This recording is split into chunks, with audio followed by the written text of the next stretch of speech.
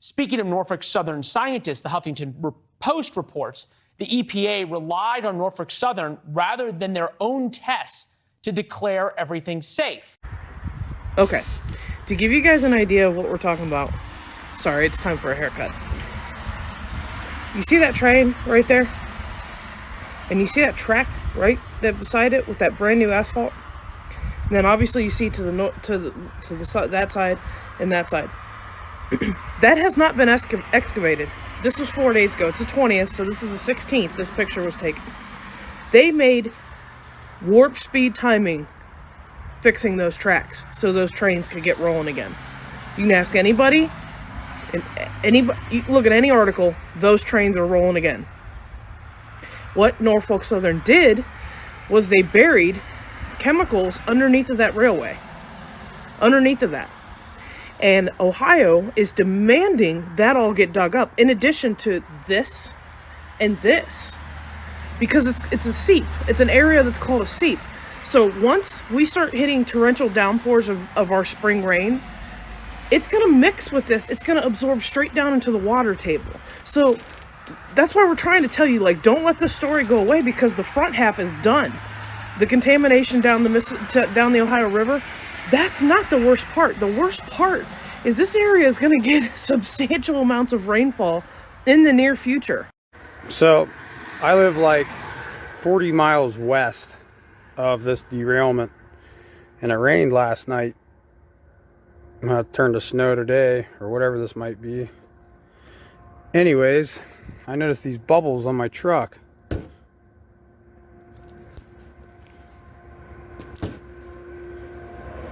It's not ice. Look at that. Whatever that shit is taking the clear coat right off my truck. We expect to learn more about that toxic train derailment. It left an Ohio community afraid for their health and safety. Tomorrow, the National Transportation Safety Board says it is releasing its preliminary investigation report. But for the people who live in East Palestine, the idea of returning life back to normal really just seems out of reach, with many still concerned about the air and water safety. Investigative correspondent Rich McHugh is live for us in East Palestine. And Rich, officials are trying to assure the community it's safe and that regular testing is being done. Yeah, despite the all clear from officials here that the water is safe to drink, people are not buying it. They say we need independent testing of their homes, their water, their properties. One of the foremost experts in chemical spills testing was here in town today testing. We caught up with him, and what he says may not be of comfort to the residents here in East Palestine. We're going to measure also vinyl chloride, ethyl hexyl acrylate, isobutylene, and butyl acetates.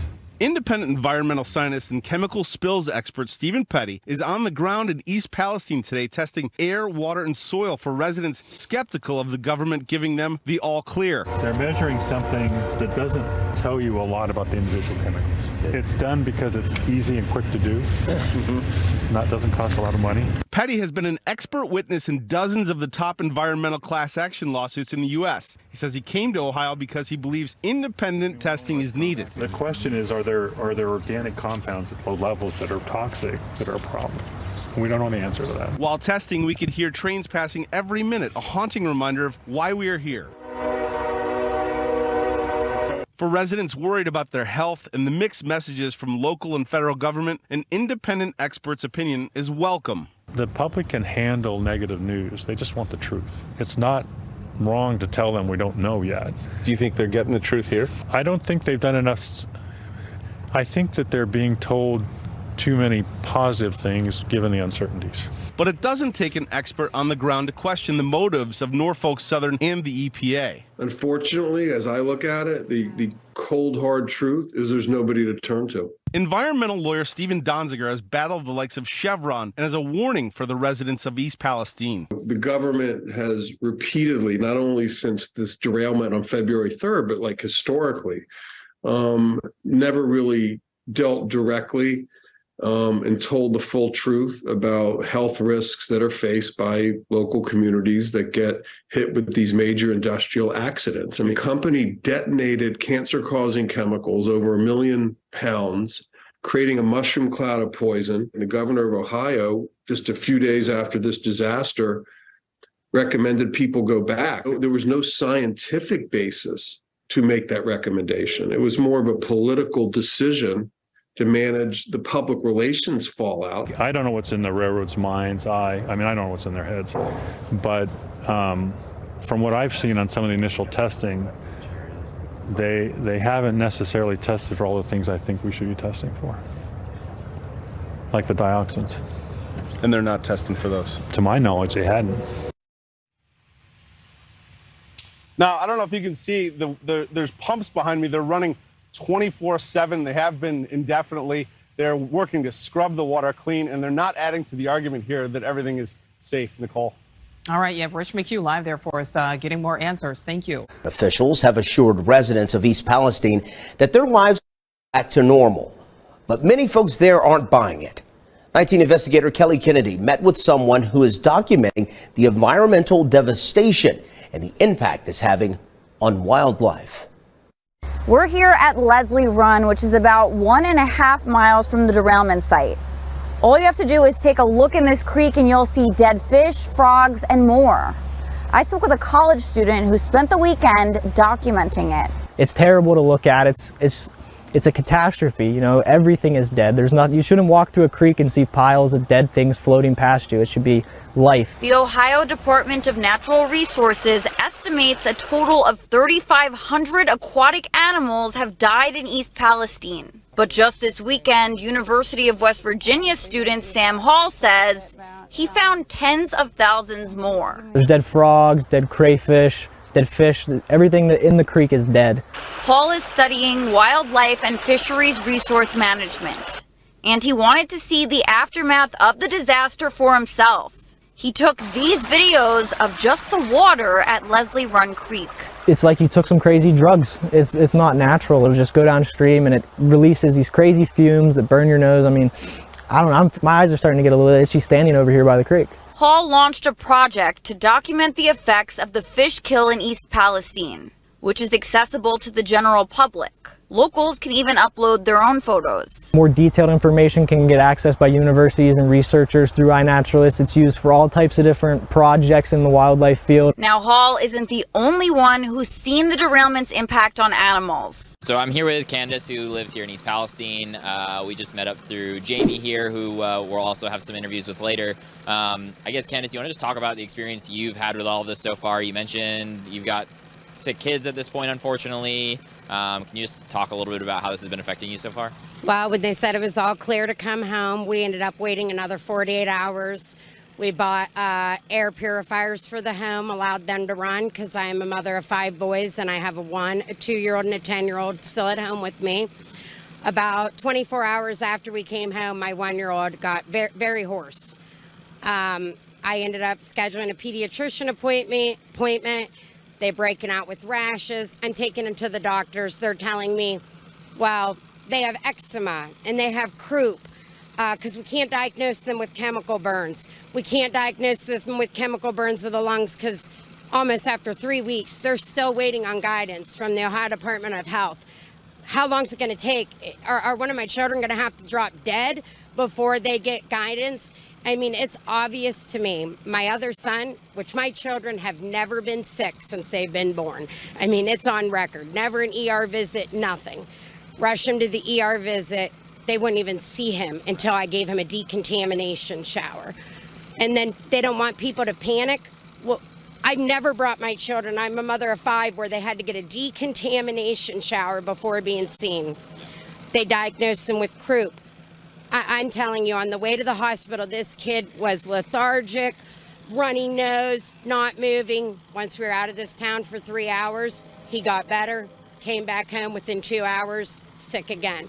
So they're saying it's not from the train, right. Then why are we getting sick?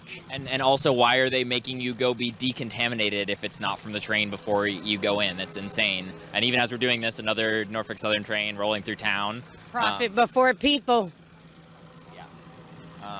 And I mean, you mentioned too, just before we started here, like every time the train's rolling through, it's kicking up all sorts of dust. And you think, and a lot of folks I've been talking to think that that might be playing a role in some of this still. Well, because the symptoms wean and weigh. It's like they'll be okay for a couple hours, and then for a couple hours, it's diarrhea, bleeding out of the nose, coughing, headache, sore throat. I mean, I'm showering in the water, and every time I get a shower for 2 hours, it's like my body is on fire. Why have I never experienced that for the 44 years that I've lived in East Palestine up until this happened? And they're saying it's safe, but if it's safe, it is not a coincidence that, you know, all of these residents are having the same symptoms, the same things happening to them, and they want us to believe that. They don't want rumor mills started. Well, what do you think's going to happen when what's going on, the truth of what's going on, is being swept under the rug and everybody's just saying, it's safe, it's fine. I just threw a rock in this creek back here that boiled, and you want to tell me it's safe?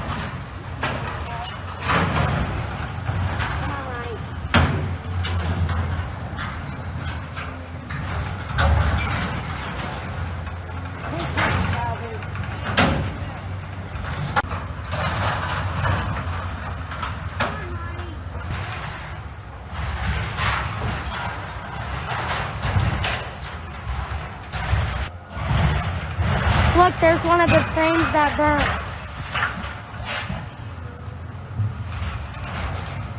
That's a part of the train.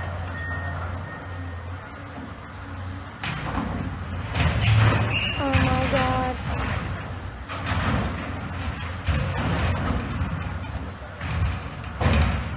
Here they go.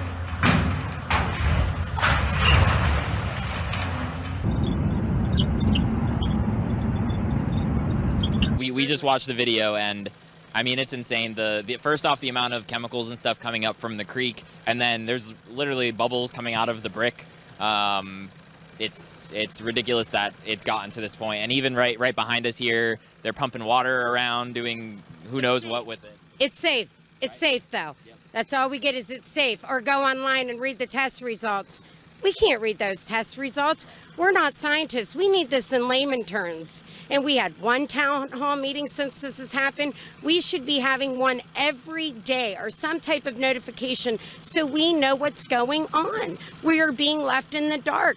And people say they're fighting for the residents of East Palestine. We are in the same boat today as we were the first day they lifted that evacuation. Nothing has changed, except everybody's getting sicker and sicker. Right. And so we were at the assistance center this morning talking to folks who are getting checks and whatnot.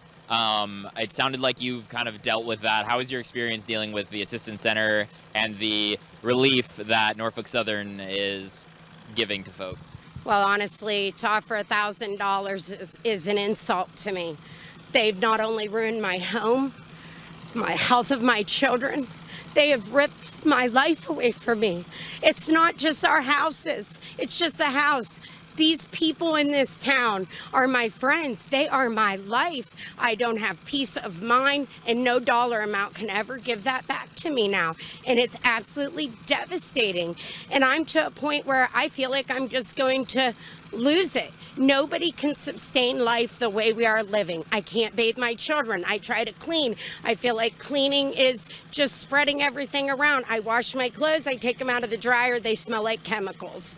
I mean, it's just absolutely heartbreaking to me. You know, this was a place I loved. And like I said, the $1,000 check, nothing. And actually, I got my check on February 13th, and it still has never even cleared my bank yet. So what's going on here? I've never had a check in my life take that long. That's over a week, basically, at this point. Yeah. What is going on? This is a multi-billion-dollar corporation, and they can't clear that check?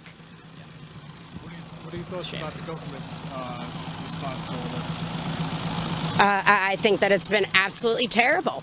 I mean, yeah, we get FEMA, as of yesterday. I mean, we've had to wait that long, and the FEMA is only helping Norfolk to clean up the mess they made. They aren't helping the people of this town. They aren't providing us housing elsewhere. And everybody says, if you're getting sick, why are you staying there? Because we don't have the means to leave. I can't afford my mortgage and another house payment or to stay in a hotel room. We don't have the means to leave. That's what FEMA's for. But as far as my research and I know, they are only helping Norfolk clean up the mess that they refused to clean up. They threw dirt over it, laid those tracks down, and got them trains rolling. Yes, do you want to share how all of this has been impacting you so far with everything that's been going on? Actually, I just got my apartment the day before, so I actually got a place to call home, and Friday after all this happened, they told us to stay here or we can evacuate, that everything was fine. So I stayed for the couple days, I had nowhere to go. Well, Sunday they came knocking on our door saying that we had to evacuate or they're coming back with body bags. And my chest was tight, my irritated eyes, my throat and everything, so I decided to go to the hospital, and I ended up getting acute bronchitis from chemical fumes. And so at first they were telling you can stay if you want to, it should be fine? Yes, to stay off the roads. That's the only thing they asked for, stay off the roads, that everything was okay while they cleaned it up. Gotcha. And I guess what sort of symptoms were you feeling when all of this kind of started? You said you weren't feeling well and they were going to have to come in with body bags. I guess what have the symptoms been like for you? The irritated eyes, the sore throat, the tightness of the chest, always trying to catch my breath, coughing, like I just can't get rid of it. I said I'm on the breathing inhaler. They actually at the hospital, they put me on a breathing machine. They put me on the oxygen.